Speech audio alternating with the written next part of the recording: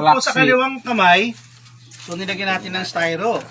So gagamitan po natin yan mamaya ng ating flaxseed oil. Okay?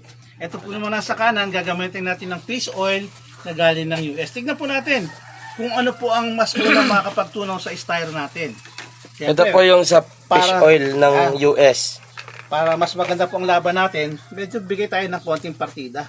Mauna na yung fish. Una na po natin yung fish oil ng US, di ba? Okay. Timer. Ayan, sige. Partner, tusok na itong kabila. Okay.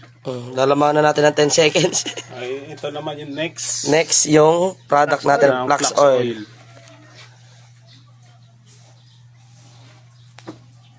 Sama ko yung pambukas. Kinalat mo naman, brother eh. Hindi, bumagsak dun sa kanya.